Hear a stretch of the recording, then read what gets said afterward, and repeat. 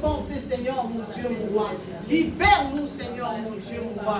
Délivre-nous, Seigneur, à travers la parole Jésus. Car ta parole nous instruit, Seigneur. Instruis-nous encore cet après-midi. Pour la gloire de ton Seigneur. Merci, Jésus. Tu es Dieu. Emma, Emma, Emma. Emmanuel, Emma. Emma, Emma, Emma. Emmanuel, Emma. Oh, Emma, Emma, Emma. Emmanuel, Emma. Emma, Emma, Emma. Emmanuel. Oh, Emmanuel, Azalinde, Awe. Emmanuel, Emmanuel, Azalinde, Awe. Emmanuel. Oh, Emmanuel, Mobalia Libala, Emmanuel. Oh, Emmanuel, Mobalia Libale. Yemba Emmanuel, mon futila nyoto, Emmanuel. Yemba Emmanuel, mon balia libale, Emmanuel. Yemba Emmanuel, azali kosala, Emmanuel. Oh, Emmanuel, azali kosala.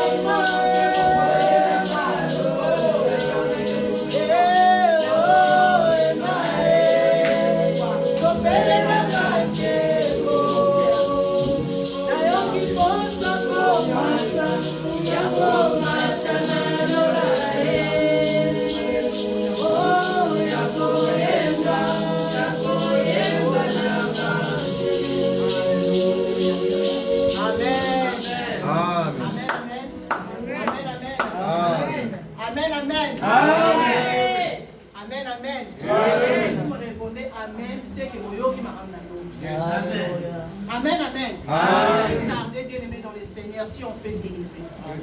S'il vous plaît. Et maintenant, bien-aimés, nous voulons accueillir l'homme de Dieu pour annoncer la bonne nouvelle. Amen. Si tu es content d'entendre la bonne nouvelle qui vient de la part de l'Éternel cet après-midi, tu vas acclamer pour Jésus. Alléluia.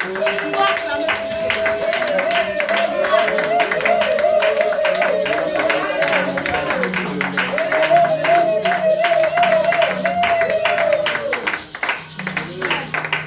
Amen. Amen. La personne qui va nous prêcher aujourd'hui, ce n'est pas n'importe qui. Amen. Yes. Est-ce que tous comprendre? Amen. C'est l'ange de l'église. Amen. Gloire.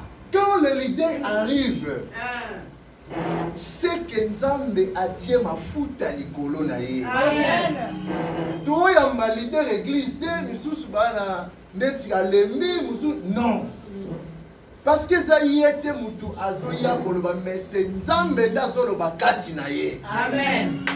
Est-ce que tant que tu as benga mutu na Nzambe, le pasteur José Bomboko acclamait très fort Jésus.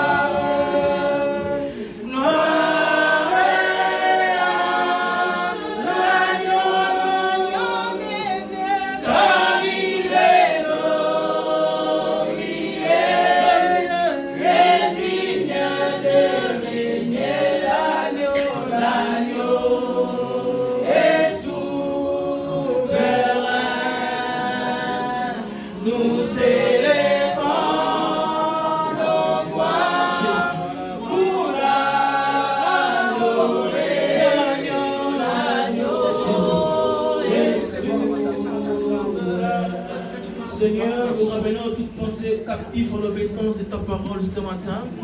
Nous voulons que, Seigneur, tu puisses régner, Seigneur, tu règnes déjà, tu puisses contrôler, tu contrôles déjà, Seigneur. Parce que nous avons une ferme assurance, Seigneur. Là où tu te manifestes pour apporter la réponse et la satisfaction dans la vie d'une personne. Je crois que ce matin, Seigneur, oui, comme tu es au contrôle de toutes choses, je sais que les choses vont se passer de la manière dont tu souhaites. Je sais que ce matin, les choses vont se dérouler de la manière dont tu souhaites. Parce que tu es le Dieu des circonstances. Les circonstances de ce matin, mon Dieu, c'est pour la vie d'une personne. Les circonstances de ce matin, c'est pour libérer une personne. Les circonstances de ce matin, c'est pour apporter une personne à la gloire de Dieu. Frère de Père, je te dis merci, Seigneur. Au nom de Jésus. Amen. Amen. Amen.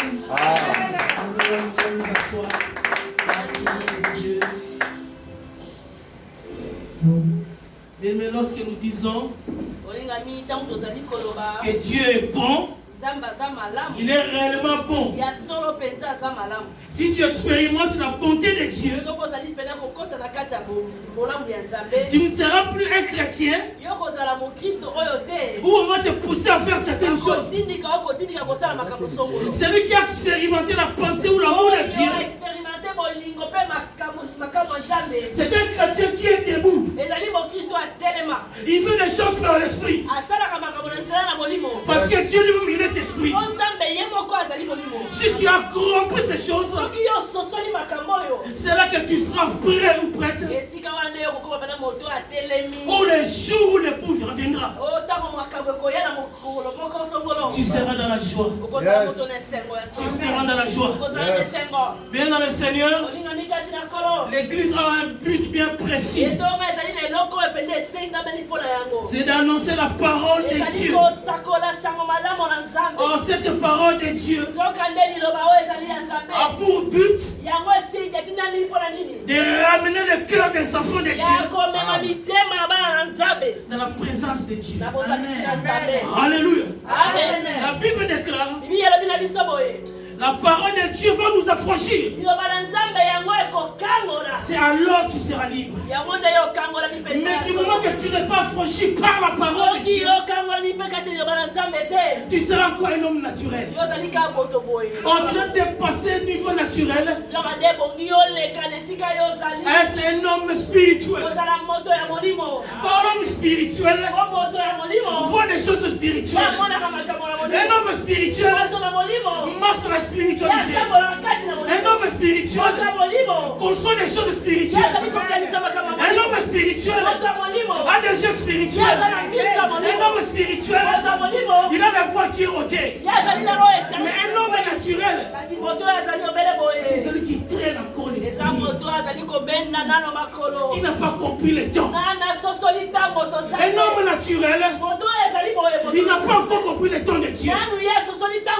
Or, le temps de Dieu, c'est le moment actuel pour toi. Alléluia. Que le Seigneur nous bénisse. Que le Seigneur nous fasse bénir. Remercie les enfants de la mission. Les serviteurs, servantes de ces lieux. Alléluia. Que le Seigneur nous bénisse. Aujourd'hui, nous voulons parler. Notre sermon sera écrite. Après, nous allons faire un serment habituel. Alléluia. Gloire au Seigneur. Notre thématique de ce matin, la Bible déclare, nous avons pris ça dans la Bible. L'obéissance vaut mieux que le sacrifice. Et notre sous-thème sera: à qui obéis-tu? Alléluia. Mais nous partons des principes. L'obéissance, c'est de se soumettre à Dieu. L'obéissance, c'est un élément majeur à ne pas négliger dans la vie chrétienne. Car sans l'obéissance, tu fermeras des portes dans ta vie. Car ta destinée, le résultat dépendra de ton obéissance. Car l'obéissance active le bon résultat dans ta vie. Car l'obéissance va attirer les bons résultats dans ta vie. Alléluia. Amen. Car l'obéissance va sécuriser ta vie. Il va sécuriser ta maison. Il va sécuriser tes biens. Il va t'épargner même du malheur. L'obéissance va réduire la durée de tes difficultés. Alléluia. L'obéissance, ça va réduire la durée de tes difficultés. Même si ces difficultés étaient normalement une période bien déterminée. Mais lorsque tu rentres dans l'obéissance de la loi de Dieu,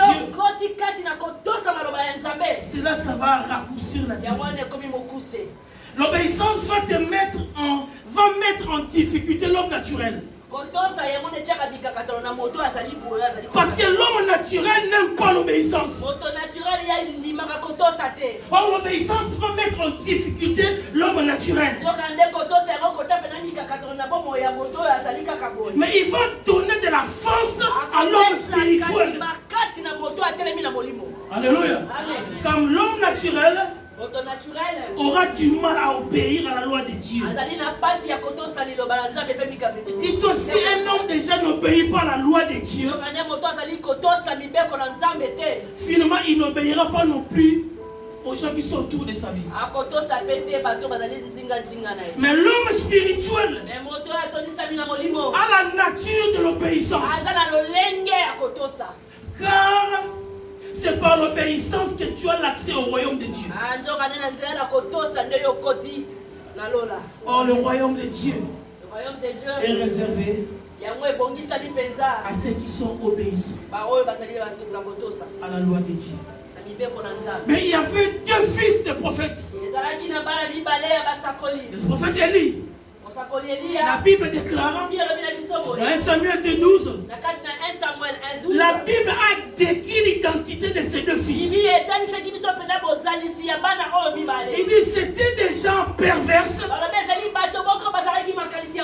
mais qui ne connaissaient pas Dieu. Mais c'était des sacrificateurs. Dans la lignée de la sacrificature, ils servaient Dieu. Dans l'église, ils servaient Dieu. Mais Dieu a décrit leur identité. Mais c'était des gens perverses. Alléluia. Alléluia. Mais la vie de ces deux fils, c'était la désobéissance totale à la loi de Dieu. Lorsque je disais, vaut mieux l'obéissance que le sacrifice, le vaut mieux que tu entends. Il y a toujours des conséquences après le vaut mieux.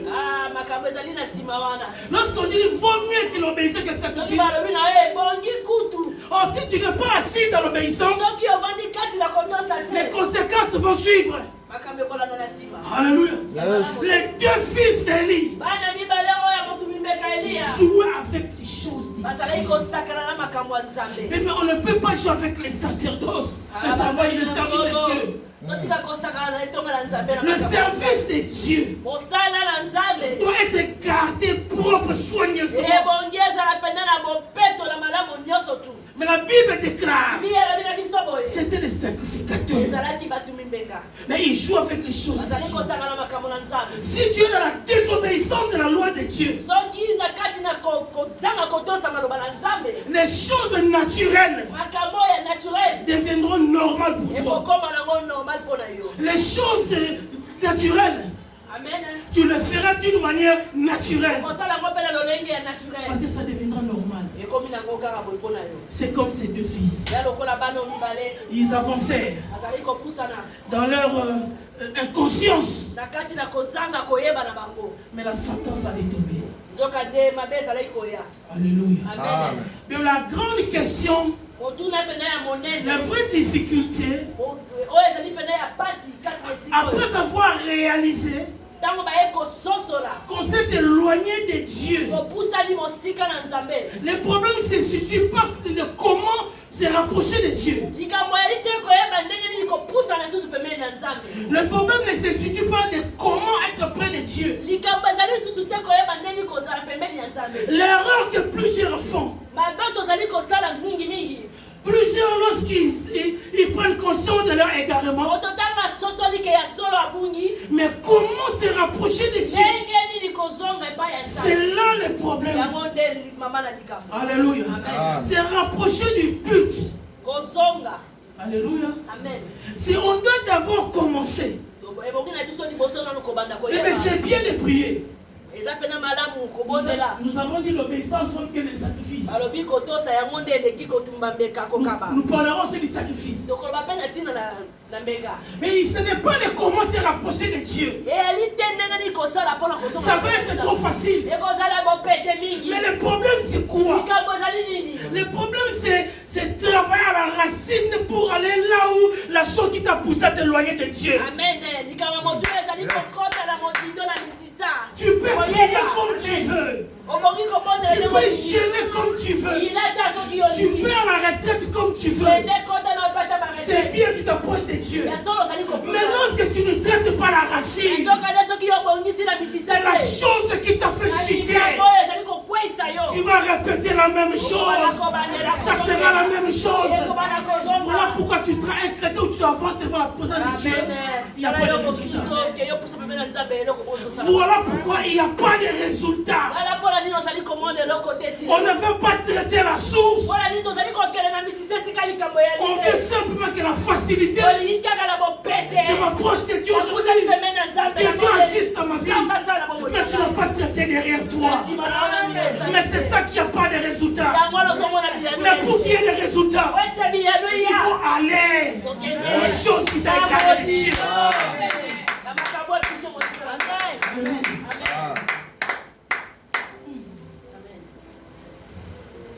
Les choses qui t'ont éloigné de Dieu. Une chose qui s'est mise entre toi et Dieu. C'est cette chose que tu as ôtée. Alléluia. Amen. L'ennemi utilise aujourd'hui une forme de distraction pour éloigner les enfants de la présence de Dieu. Un élément redoutable qu'il utilise vraiment de cette génération pour égarer les enfants de Dieu, pour affaiblir ceux qui sont peut-être déjà faibles. Mais si tu comprends, je dois aller à la source. Que cette situation qui a fait que je suis tombé, que je puisse effacer cette chose. Sinon ça va te poursuivre toute ta chrétienté. Voilà pourquoi tu vois ta chrétienté sans résultat. Tu vas faire des efforts, il n'y aura pas de résultat. Alléluia. Alléluia. Sinon ça sera trop facile. Où tu t'approches simplement de Dieu sans pour autant comprendre la chose qui t'a éloigné de Dieu. Alléluia. Apocalypse 18, la Bible déclare. J'entendais du ciel une voix qui disait: sortez du milieu d'elle. Sortez du milieu d'elle, mon peuple. Le problème c'est quoi? On s'approche de Dieu, mais on est moitié. Une autre moitié c'est réservé dans le monde. Une autre moitié on est un peu dans le spirituel. On fait des efforts, mais le monde finira toujours par te tirer. Parce que spirituellement, tu n'as pas assez la maturité pour résister aux attaques de l'ennemi. Parce qu'attention, bien aimé, il y a une force dans le monde. Si tu ignores cela, je te le dis. Sans la chose de Dieu, sans le Saint-Esprit, il va t'attirer vers lui. Le monde va t'attirer. Alléluia. Amen. Come on. Alléluia. Il faut sortir d'une situation. Il faut sortir d'un milieu. Car il y a d'autres milieux, que tu le veuilles ou pas. Si tu n'as pas encore la maturité spirituelle, ils vont t'avoir. t'avoir. Ils vont t'avoir. Parce que tu n'as pas assez de racines solides. Alléluia. Mais la parole de Dieu, je dis ça. Elle a pour préparer l'église. C'est voir des choses spirituelles. Alléluia. Amen. C'est bien, les gens passent beaucoup de temps dans la prière. Je le conseille. La Bible dit dans 2 Chroniques 7:14. Si mon peuple est invoqué mon nom, s'humilie et prie, et cherche ma face, c'est là que je suis fait venir. Et si se détourne de ces mauvaises voies, regarde la condition, j'exaucerai du ciel. Pour que l'exaucement de ta prière dépend aussi de 2 Chroniques 7:14. Or, lorsqu'il n'y a pas l'humilité en toi, il dit lorsque tu ne te détournes pas de ces mauvaises voies, c'est ce qui se passe aujourd'hui. Voilà pourquoi il a dit lorsque je reviendrai, je vais trouver mon église sans ride, sans tâche. Parce qu'il y a des imperfections auxquelles les chrétiens doivent soigner. Tu dois soigner les imperfections.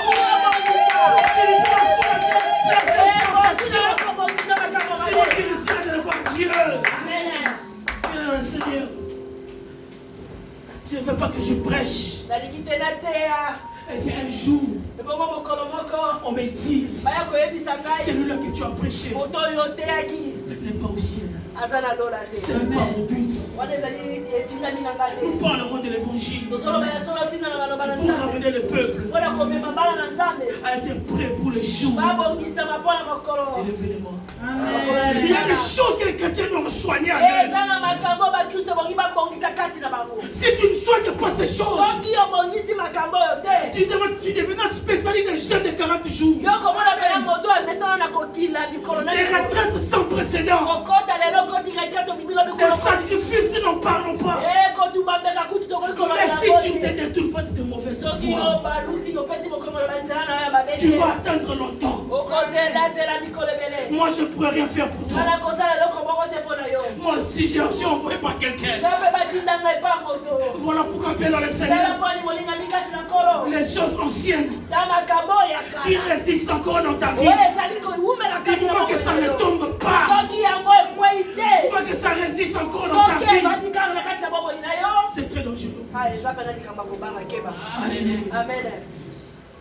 Alléluia. Amen. Les mauvaises choses qui ont entaché à toi doivent te libérer. Car la désobéissance, c'est semblant un chrétien qui est comme un squelette.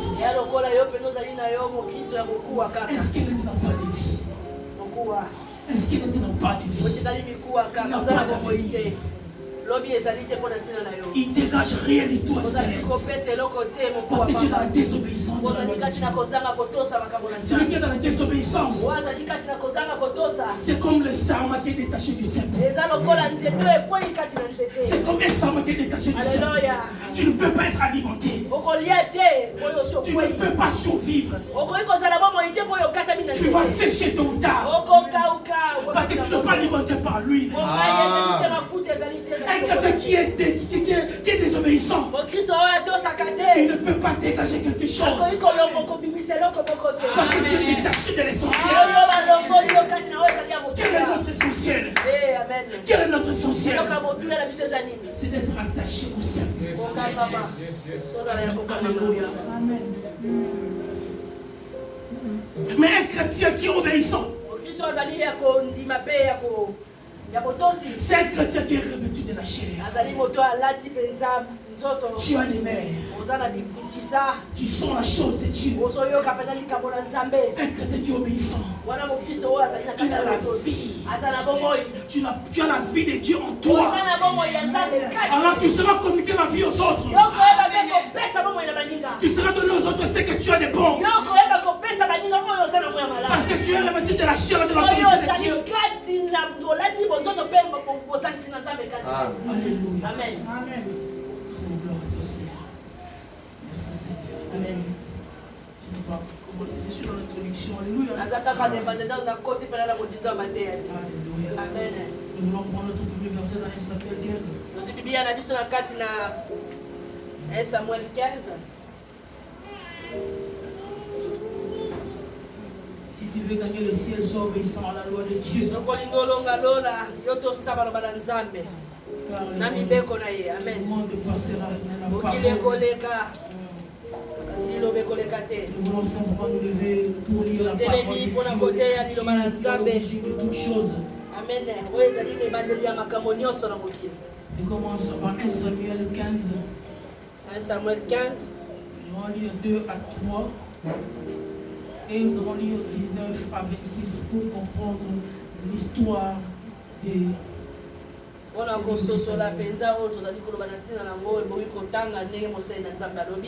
déclare: ainsi parle l'Éternel des armées. Je me souviens de ce qu'Amalek fit à Israël lorsqu'il lui ferma le chemin à la sortie d'Égypte.